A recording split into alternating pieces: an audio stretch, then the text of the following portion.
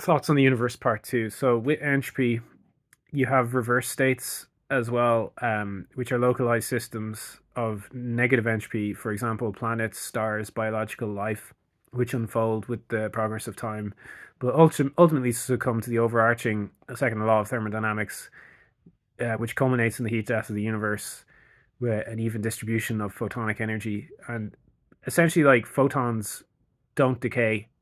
So you have a void that does not negate itself because it's populated by photons, and that's ultimately where everything is going. And it kind of correlates with what I said about John McAfee saying that the negative aspects of reality far outweigh the positives, and I think that's also evident in the fact that if we drink beer, might make us feel good for a while, but then the next day we feel awful. Or what about heroin? Like it's the ultimate drug. It makes people feel totally euphoric, but the consequences of taking that drug are absolutely disastrous. So, with pleasure, there's a concordant negative aspect to that, like yin and yang in a way. But I think it's in another sense like the idea that you cannot have fulfillment or contentment in reality. Never. And where you do find it, for example, in the case of heroin, then the consequences are absolutely severe on the other end. So that kind of tells me a lot. Like, I mean, there was like William Shatner, who's Captain Kirk in Star Trek. He went up into space on the Blue Origin flight, and when he landed, he was talking about how he saw the Earth as a kind of harbor of life surrounded by a void of darkness, and that void represented death. And I think that also aligns with what John McAfee was saying, who I actually misquoted there by in the previous video. But anyways, about the negative things outweighing the positive. I got it slightly wrong, but anyways, my point is still stands that this is kind of what reality is about. It seems to be that the fabric of our existence is characterized by hatred and negativity. And one might say that it has no meaning, but as I said, I think that if subjective experience is part of the universe, then yeah, it has equal validity to objective phenomena. Do you know what I mean? Because it's not independent of the universe. It is in the universe. It's part of the overall set of things. Um, and so if that subjective experience is characterized by negativity and pain and suffering, why? Do you know what I mean? What does that tell you?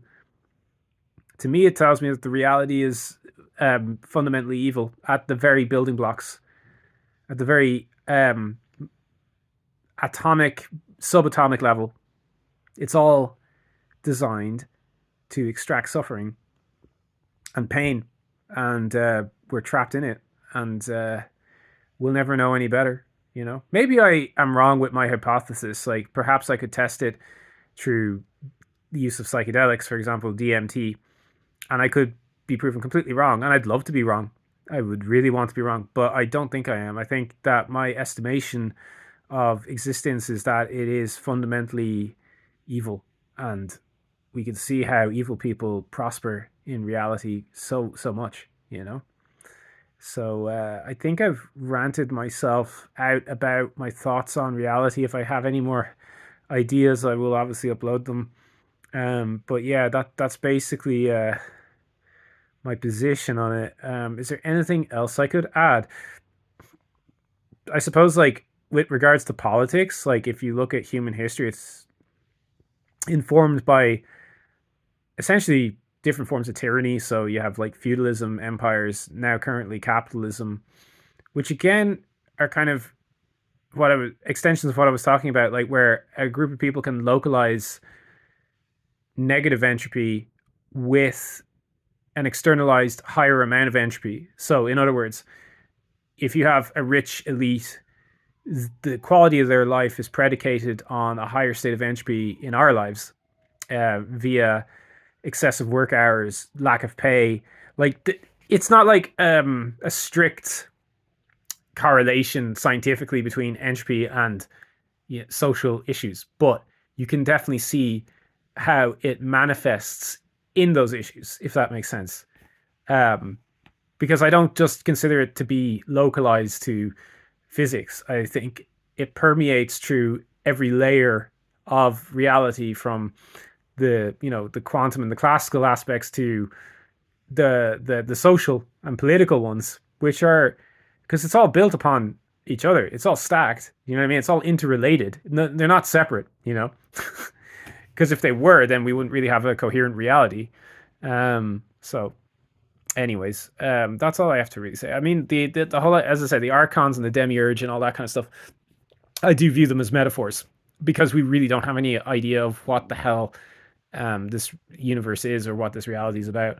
We can only make guesses. And I also consider, like, the idea of archons and demiurges as a kind of cope in a way, because it's sort of trying to apply a fixed explanation to make sense of reality, but there are no answers being offered, you know. But maybe I'm wrong. Maybe I'm wrong. But who knows? Um, Also would say that I have autism, and that makes life difficult. But I don't really consider myself to be autistic or sort of an unusual individual. I just think that the world has become increasingly insane, to the extent that anyone who doesn't fit the corporate psychopathic persona is labeled with a condition. But I would ask about neurotypical people, whether they are mentally well adjusted, given that they're so prone to groupthink, herd behavior, and voting against their own interests, and the general state of politics and the social stratas that we have to navigate. They are accountable for all of that, and we can clearly see society is extremely dysfunctional at the moment. So tell me, who has the disorder? You know. But that's a separate topic, isn't it? Anyways, that's all I have to say.